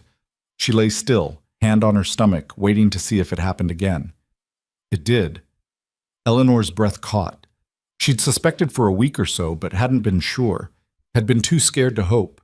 Between the drought and the stress and everything else, she'd convinced herself she was imagining things, but she wasn't imagining this. Cole, she whispered. He was almost asleep. I need to tell you something. Something in her voice made him wake up fully. He turned to face her in the dark. What's wrong? Nothing's wrong. At least I don't think anything's wrong, but She took a breath. I think I'm pregnant. Silence. Complete, total silence. Then Cole sat up so fast he nearly fell out of bed. You're what? Pregnant, maybe. Probably. I'm not completely sure, but all the signs are there, and just now I felt he kissed her, cut her off mid-sentence with a kiss that said everything words couldn't. When he pulled back, his eyes were wet. You're sure? As sure as I can be without a doctor. I'd need to go into town to confirm, but... She put his hand on her stomach. I felt movement, just now. Barely anything, but it was there. Cole's hand stayed where she'd placed it, trembling slightly. We're having a baby. We're having a baby? He laughed. Actually laughed. A sound of pure joy that Eleanor had never heard from him before. We survived the drought, and we're having a baby. Apparently I'm terrible at timing. Best timing in the world. He pulled her close, careful now, like she might break. Best thing that's ever happened to me. Eleanor felt tears on her face. Happy tears this time. We're going to be okay, aren't we? Despite Patterson and the drought and everything else. We're going to make it. We already made it, Cole said. Everything else is just details. The next morning, Eleanor woke to find Cole in the kitchen making breakfast, badly, burning eggs and creating more smoke than heat. What are you doing? She asked, stifling a laugh. You're pregnant. You should rest. I'm pregnant, not dying, and you're ruining those eggs. They're fine. They're carbon. Cole looked at the pan and swore. Fine, you cook, but you're sitting down while you do it. That's not how cooking works. Then I'm helping. Tell me what to do. They made breakfast together, bumping into each other in the small kitchen, and Eleanor felt something settle in her chest. This was her life now. This house, this man, this impossible place that had tried to kill them multiple times. And somehow, against all logic, she'd never been happier. Luke came in for breakfast and immediately noticed something different. The way Cole kept glancing at Eleanor, the way she was smiling despite looking exhausted. What happened? He asked suspiciously. Cole and Eleanor looked at each other. We're having a baby, Eleanor said. Luke dropped his fork. You're... Really? That's... when? Probably winter sometime, January or February, if I'm calculating right. Luke's face split into a huge grin. That's amazing. We need to celebrate. I'll ride into town, get supplies for a proper dinner. We don't have money for that, Cole said, but he was smiling too. I have money, saved up. This is worth it. Luke was already heading for the door. I'll be back by afternoon. Don't do anything dangerous while I'm gone. He left at a run. Eleanor and Cole sat across from each other at the table, the morning sun streaming through the clean windows, and everything felt right in a way it never had before. I love you, Eleanor said. Simple. True. Cole's hand found hers across the table. I love you too, even if you can't cook eggs properly. You're the one who burned them. Details. That afternoon, while Luke was still in town and Cole was working on the fence line, Eleanor walked down to the creek. The water was running strong again, clear and cold, full of life. She thought about the journey that had brought her here, the train ride, the stagecoach, stepping off in Cheyenne with no idea what would happen, meeting Cole, who'd looked at her like she was a problem he didn't know how to solve. She thought about the month she'd spent proving herself, the cattle she'd helped save, the drought they'd survived, the enemies they'd made, the love she'd found in the most unexpected place. Her hand went to her stomach where a new life was growing, a child who would be born into this hard, beautiful place, who would learn to ride and shoot and survive, who would carry on after they were gone. Eleanor had come west expecting rejection, had been prepared for failure. Instead, she'd found exactly where she belonged. The sound of hoofbeats made her turn. Cole was riding toward her, silhouetted against the mountains, and even after everything, her heart still jumped at the sight of him. He dismounted and walked to where she stood by the creek. You okay? He asked. Better than okay. She leaned into him. I was just thinking about how different things could have been. If Rosalie had come like she was supposed to, if you'd sent me away that first day. Don't think about that. That's not what happened. I know, but sometimes I can't help wondering. Cole turned her to face him. You want to know what I think? I think things worked out exactly how they were supposed to. I think you coming here instead of her was the best thing that ever happened to both of us. And I think our kid is going to grow up knowing their mother is the strongest person in Wyoming." Eleanor kissed him, long and slow, with the creek running beside them and the mountains standing guard and the future stretching out ahead full of possibility. Whatever came next, whatever hardships, whatever enemies, whatever storms, they'd face it together. And that was enough. Luke came back from town that afternoon with more than supplies. He came back with news that made Cole's face go dark. "Patterson's been talking," Luke said, unloading flour and coffee from the wagon, "telling everyone in Clearwater that you're finished, that it's only a matter of time before you lose the ranch and he buys it for pennies." "Let him talk," Cole said, but his jaw was tight. "There's more. He's been buying up water rights. Every creek and spring within 20 miles. Says when the next drought hits, you'll have nowhere to go." Eleanor felt cold despite the warm afternoon. "Can he do that?" "Legally, yeah." Cole leaned against the wagon, looking tired. "Water rights are complicated out here. First person to claim and register them usually wins. I never bothered because the creek's been reliable for years." "Until it wasn't," Eleanor said quietly. "Until it wasn't." They stood in silence for a moment. Then Luke said, "There's one more thing. Someone's been asking questions about you, Eleanor. About where you came from. About your sister." Eleanor's stomach dropped. "Who?"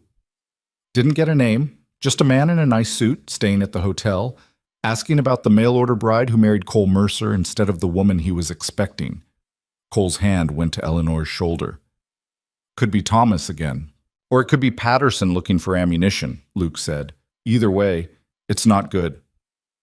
That night, Eleanor couldn't sleep. She lay beside Cole, listening to him breathe, her hand on her still flat stomach. The baby was real now, growing, and she was bringing it into a world where men like Patterson could destroy everything they'd built out of pure greed. "You awake?" Cole whispered. "Yeah." "Thinking about what Luke said?" "Among other things." She turned to face him in the dark. "What if we can't win this? What if Patterson just keeps pushing until we have nothing left?" Cole was quiet for a long time. "Then we start over somewhere else. Montana, maybe, or Oregon." "You'd leave the ranch?" "I'd do anything to keep you and the baby safe. The ranch is just land. Your family." Eleanor felt tears prick her eyes. 6 months ago, she'd been the unwanted sister in a Kansas farmhouse. Now she was lying next to a man who'd choose her over everything he'd built. "I don't want to run," she said. "Neither do I." "So what do we do?" Cole pulled her close. "We fight, but smart. Not with guns or fists. We beat him at his own game." The next morning, Cole rode into Clearwater alone. He came back 6 hours later with a lawyer, a thin man named Garrison, who looked too young to be any good at his job. "Mr. Garrison's going to help us file proper claims on our water sources," Cole explained. "Make sure everything's legal and registered before Patterson can challenge it." Garrison nodded, setting up papers on the kitchen table. "I've reviewed the territory records. Your creek originates on your property, which means you have primary rights. But Patterson's filed claims on 3 springs that feed into it upstream.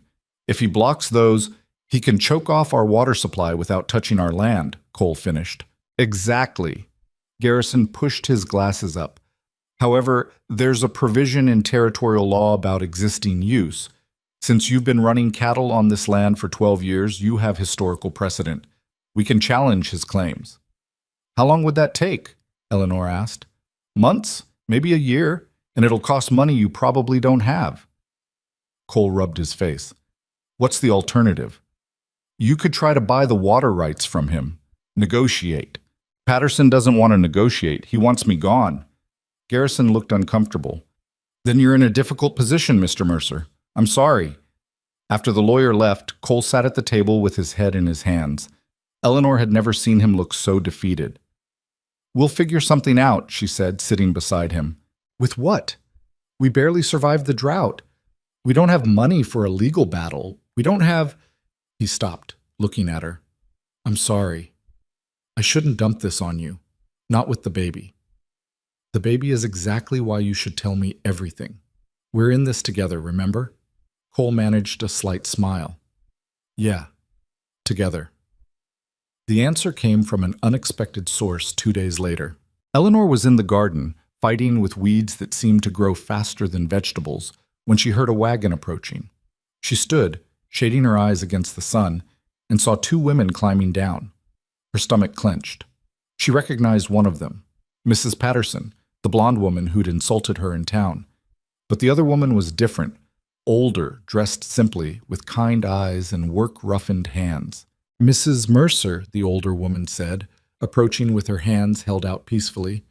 "My name is Sarah Chen. I run a small ranch about 15 miles east of here. May I speak with you?" Eleanor glanced at Mrs. Patterson, confused. "I'm not here to cause trouble," Mrs. Patterson said quietly. She looked different than she had in town, smaller, less sure of herself. "I came because Sarah asked me to, and because I owe you an apology. This had to be a trick." Eleanor looked toward the barn where Cole was working. "My husband should hear this too." "Please," Sarah said, "just give us a few minutes." They sat on the porch, an awkward arrangement with Eleanor watching them both warily.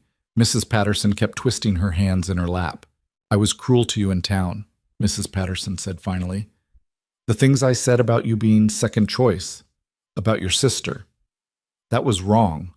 I knew it was wrong when I said it, and I've regretted it since." "Why?" Eleanor asked bluntly. "Why say it if you knew it was wrong?" "Because my husband told me to, because he wanted you to feel small and unwelcome, because—" She stopped, taking a shaky breath. "Because he uses people, manipulates them, and I was too afraid to stand up to him." Sarah reached over and squeezed Mrs. Patterson's hand. "Tell her the rest." Mrs. Patterson looked at Eleanor with eyes that were frightened and exhausted. "My husband is planning something. I don't know all the details, but I heard him talking to his men. They're going to do something to your ranch, something worse than poisoning cattle, and I couldn't stay quiet anymore." Eleanor's blood ran cold. "What kind of something?" "I don't know exactly, but it involves fire, and it's supposed to happen soon, within the week." Eleanor stood up so fast her chair nearly tipped over. "Cole!" He came running from the barn, rifle in hand, Luke right behind him. He stopped short when he saw the women on the porch. "What's going on?" Eleanor quickly explained. Cole's face went hard as stone as he listened. "Why should I believe you?" he asked Mrs. Patterson. "Why would you betray your husband?" "Because I'm tired of being married to a monster," Mrs. Patterson said, and her voice broke. "Because I've watched him destroy good people for 20 years, and I can't do it anymore.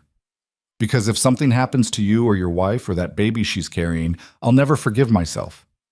Sarah spoke up. "I can vouch for Margaret. She came to me 3 days ago, terrified. She's telling the truth." Cole looked at Eleanor. She could see him thinking, calculating, trying to decide if this was legitimate or an elaborate trap. "What do you want in return?" he asked Mrs. Patterson. "Nothing, just, when this is over, if you could help me leave him. I have nowhere to go. No money of my own. He controls everything." Eleanor saw something shift in Cole's face. Understanding, maybe, or compassion for someone else trapped in an impossible situation. "If you're telling the truth," he said slowly, "then yeah, we'll help you. But if this is a trick, it's not a trick. I swear it's not." Sarah pulled a folded paper from her pocket. "I brought something that might help. A petition. 12 ranchers in the territory have signed it, formally protesting Patterson's water rights claims. We've all been hurt by his tactics. Separately, we're weak. But together," she handed it to Cole, "we want to fight back, and we want you to lead it." Cole stared at the paper like it might bite him. "Why me?" "Because you're the one who hasn't given up yet. Because you've survived everything he's thrown at you. Because people respect someone who fights even when they're losing." Eleanor watched her husband's face as he read the names on the petition. Some she recognized from town. Others were strangers. But they represented something bigger than one failing ranch. They represented everyone who was tired of being pushed around. "What about the fire?" Cole asked. "When's it supposed to happen?" "I'm not sure," Mrs. Patterson said. "But soon. Maybe tonight. Maybe tomorrow." Cole looked at Luke. "Get the rifles, all of them. We're setting up watches."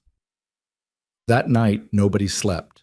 Cole positioned himself in the barn with a clear view of the house. Luke took the north side, watching the pasture. Eleanor stayed inside with a loaded shotgun Cole had taught her to use, watching through the windows. The hours crawled past. Midnight came and went. 1 in the morning, 2. Eleanor's eyes burned from staring into the darkness. Every shadow looked like a person. Every sound made her jump. At 3:15, Luke's whistle cut through the night, their signal. Eleanor's heart hammered as she crept to the window. She could see movement near the barn. Multiple figures. They were carrying something. Torches, she realized with horror. A gunshot cracked the air. Then another, shouting. More shots. Eleanor ran to the door, her hands shaking so badly she could barely work the lock. She got it open in time to see Cole tackling someone to the ground. Luke was fighting with another man near the barn. A third figure was running toward the house with a lit torch. Eleanor raised the shotgun, her hand steadied. "Stop!" she shouted. The man kept coming. She fired into the ground in front of him. The blast was deafening. The man stumbled, dropped the torch, ran. More gunshots, the smell of smoke. Eleanor couldn't see Cole anymore, couldn't see anything but chaos and fire and movement in the dark. Then it was over. As suddenly as it started, it ended. The attackers fled on horses that had been waiting in the trees. Luke stomped out the dropped torch before it could catch.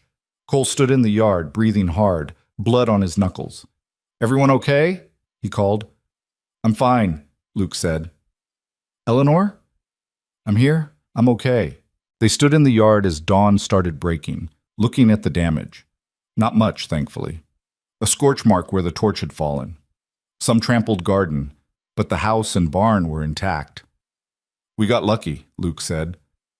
"Luck had nothing to do with it," Cole said. "We were warned. We were ready." He walked to where one of the attackers had dropped something, a piece of cloth with Patterson's ranch brand on it. Evidence. Actual proof of what they'd tried to do. "This ends now," Cole said quietly. "I'm done playing defense." The next morning, Cole rode into Clearwater with the evidence, the petition, and Garrison the lawyer. He took Luke with him but made Eleanor stay home. "You're pregnant," he said when she protested. "And after last night, I'm not taking chances. I can take care of myself." "I know you can, but humor me anyway." Eleanor watched them ride away, her hand on her stomach, and sent every prayer she knew to whatever forces might be listening. They came back 6 hours later with the sheriff. "Patterson's been arrested," Cole said, dismounting. He looked exhausted but triumphant. "Attempted arson, assault, harassment. The sheriff found 2 of the men from last night. They confessed, said Patterson paid them." Eleanor felt her knees go weak with relief. What happens now? Trial. Probably 6 months from now. But in the meantime, he's sitting in jail, and his water rights claims have been suspended pending investigation. Cole pulled her close. "It's not over yet, but we won." That night, they had an actual celebration. Luke made a feast from their limited supplies. Fried chicken that was only slightly burned, biscuits Eleanor had taught him to make, even a pie from canned peaches. Sarah Chen came by with Margaret Patterson, who looked lighter somehow, like a weight had been lifted. "I'm staying with Sarah for now," Margaret said quietly to Eleanor. "Just until the trial. After that," she shrugged, "I'll figure it out." "You're stronger than you think," Eleanor said. "So are you. I misjudged you terribly. I'm sorry for that. We all do things we regret. The important part is changing." They ate and talked and laughed, and for the first time since arriving in Wyoming, Eleanor felt like she had friends, real friends, people who understood the life she'd chosen. The months that followed weren't easy. Patterson's lawyer tried every trick to delay the trial. The ranch still struggled financially. Eleanor's pregnancy got harder as she got bigger. Her back ached constantly, her feet swelled, and she couldn't stop being sick in the mornings. But they managed. The cattle gained weight, the creek stayed strong. Luke became more confident, taking on responsibilities without being asked. Sarah's petition grew to 20 ranchers, then 30, creating a coalition that Patterson's people couldn't ignore. And Cole? Cole transformed. He'd always been loving in his quiet way, but the pregnancy changed something in him. He became softer, more openly affectionate. He'd put his hand on Eleanor's belly to feel the baby kick and get tears in his eyes. He built a cradle in the barn, working on it for weeks until it was perfect. He even sang sometimes, badly, off-key, but the effort made Eleanor laugh until her sides hurt. You're going to be a good father, she told him one night. How do you know? Because you already are. The way you take care of Luke, the way you protect everyone around you, the way you love completely, even when it scares you. Cole kissed her forehead. I never thought I'd have this. A wife, a family, a reason to keep going beyond just surviving. Neither did I. Turns out we were both wrong about what our lives could be. Patterson's trial happened in January, 2 weeks before Eleanor was due. Cole wanted her to stay home, but she insisted on going. She wanted to see the man who'd tried to destroy them face justice. The courtroom was packed. Every rancher who'd signed the petition was there. The townspeople who'd been intimidated by Patterson for years. Even Hutchins, the minister who'd married them, showed up to watch. The evidence was overwhelming. The 2 men Patterson had hired testified against him. Margaret Patterson testified about years of threats and manipulation. The piece of cloth with his ranch brand sealed it. The jury deliberated for less than an hour. Guilty on all counts. Patterson stood when the verdict was read, his face purple with rage. He looked directly at Cole and Eleanor and said something vicious that the judge immediately silenced. 5 years in territorial prison, the judge declared, and forfeiture of all contested water rights back to their original claimants. It was over. Eleanor felt Cole's hand find hers, squeezing tight. Around them, people were cheering. Sarah was crying. Margaret looked like she'd been released from prison herself. They'd won. Not just the case. Everything. The ranch. The right to exist without fear. The future for their child. Eleanor went into labor 3 days later. It started just after midnight with cramping that woke her from sleep. She lay still for a moment, wondering if it was just the usual discomfort. Then the pain intensified and she knew. Cole, she whispered, shaking his shoulder. He woke instantly. What's wrong? The baby's coming. She'd never seen Cole move so fast. He was out of bed, pulling on clothes, shouting for Luke before she could tell him to calm down. We need to get you to town, to the doctor. Cole, there's not time. The contractions are close already. How close? Close enough that we're having this baby at home. The next 8 hours were the hardest of Eleanor's life. Labor wasn't like she'd imagined. It was messier, more painful, more terrifying. She'd read books about childbirth, listened to women talk about it, thought she was prepared. She wasn't, but Cole was there the whole time, holding her hand, wiping her face, telling her she was strong even when she screamed that she couldn't do it anymore. Luke rode to get Sarah, who'd birthed 4 children of her own and knew what to do.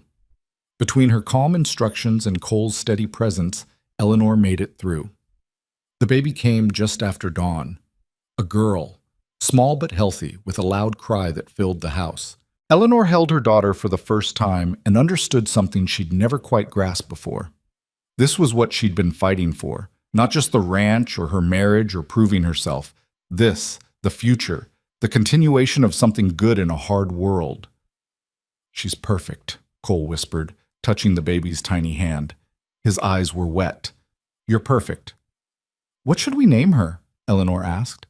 Cole looked at Sarah, who'd saved them both with her experience and calm. Sarah, if that's okay with you. Sarah Chen wiped her eyes. That would be an honor. Little Sarah Mercer entered the world screaming and didn't stop for 3 days. She was colicky, demanding, and slept only in 20-minute increments. Eleanor walked the floors until her feet gave out. Cole took shifts when he could, but he had cattle to manage. Luke tried to help, but looked terrified every time the baby cried. This is normal, right? Eleanor asked Sarah on day 4, when she was so exhausted she could barely think. Babies are supposed to cry this much? Some do, some don't. You got a stubborn one, Sarah smiled. Like her mother. Gradually things settled. The baby learned to sleep for longer stretches. Eleanor learned which cries meant hunger versus discomfort versus just general outrage at the world. Cole learned to change diapers without looking like he was defusing a bomb. Spring came to Wyoming, and with it, new beginnings. The coalition of ranchers that had formed to fight Patterson evolved into something more.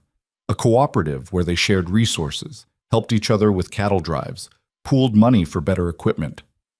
Cole became one of its leaders, respected for his stubbornness and integrity. Margaret Patterson divorced her husband and married a quiet farmer from the next county over. She seemed happy in a way she'd never been before. Luke started courting a girl from Clearwater, a blacksmith's daughter who could outshoot most men and didn't take any nonsense. And the Mercer Ranch thrived, not because life got easy. It never got easy. There were bad seasons and sick cattle and equipment that broke at the worst possible times. But they faced it together, and that made all the difference. One evening in late summer, when baby Sarah was 6 months old, Cole found Eleanor sitting by the creek, the same spot where she'd stood months ago, wondering if she'd made the right choice coming west. "What are you thinking about?" he asked, sitting beside her. "Everything. Nothing. How different my life is from what I expected." She watched the water flow past. "A year ago I was in Kansas, convinced I'd never matter to anyone. Now I'm here with you and Sarah, and I matter so much it scares me sometimes. You've always mattered. You just needed the right place to prove it. Maybe. Or maybe I needed to stop waiting for someone else to see my worth and start seeing it myself." She leaned against him. "Thank you for giving me the chance. Thank you for taking it, for not getting back on that stagecoach, for staying even when things got hard." They sat in comfortable silence, watching the sun sink toward the mountains. Baby Sarah slept in Eleanor's arms, peaceful for once. "I have something for you," Cole said. He pulled out a small box from his pocket. Inside was a ring. Simple gold, delicate, beautiful. "I know we're already married," Cole said, suddenly awkward. "But when we got married the first time, I didn't have anything to give you, and I wanted you to have something that shows you're not second choice. You're the only choice, the best choice, the one I'd make again every single day." Eleanor slipped the ring on her finger. It fit perfectly. "I love you," she said, "not because you're perfect, not because life with you is easy, but because you see me, really see me, and you choose me anyway." "That's exactly why I love you," Cole said. They walked back to the house together as twilight settled over the ranch. Inside, Luke was attempting to cook dinner and making a spectacular mess of it. The house smelled like burnt meat and smoke and home. Eleanor looked around at the life she'd built. The clean kitchen where she'd scrubbed away years of neglect. The cradle Cole had made with his scarred hands. The rifle by the door she'd learned to shoot. The land outside that had tested every ounce of her strength. None of it was easy. None of it was perfect. But it was hers. She'd come west expecting nothing and found everything. Found strength she didn't know she had. Found love she didn't know existed. Found a place where being second choice had turned into being exactly right. Years later, when baby Sarah was old enough to ask questions, Eleanor would tell her the story. About how she'd traveled across the country to marry a stranger, about how she'd buried cattle and survived drought and fought off men who wanted to destroy them, about how her father had chosen Eleanor over the woman he thought he wanted, and it had been the best decision either of them ever made. And Sarah would ask, "Were you scared?" And Eleanor would answer honestly, "Every single day, but I did it anyway." That's what courage is. Not the absence of fear, but the choice to keep going despite it. Because that was the truth of their lives, the truth of the frontier, the truth of love itself. It wasn't the grand gestures or the perfect moments. It was the daily choice to stay, to fight, to build something worth keeping even when the world tried to tear it down. The ranch Eleanor and Cole built together lasted for generations. The cooperative they'd helped create changed how ranchers in the territory operated. Their daughter Sarah grew up strong and capable, married a good man, raised her own children on the land her parents had fought to keep. And sometimes, on quiet evenings, those children would find their grandmother Eleanor sitting by the creek, watching the water flow past, and she'd be smiling like she knew a secret. The secret was simple. She'd bet on herself when no one else would. She'd chosen the hard path over the safe one. She'd become the woman she was always capable of being, and she'd never once regretted it. The Wyoming wind blew through the valley, carrying the scent of pine and water and possibility. The mountains stood eternal watch. The house stood strong against the elements. The creek flowed on, feeding the land, sustaining the life they'd built. Eleanor Mercer, once Eleanor Whitmore, once the unwanted sister, once the second choice, sat in the home she'd made and knew with absolute certainty that she'd found exactly where she belonged. Not because it was easy, but because it was real, because she'd earned every single piece of it with blood and sweat and stubborn refusal to give up. And in the end, that was enough. It was more than enough. It was everything.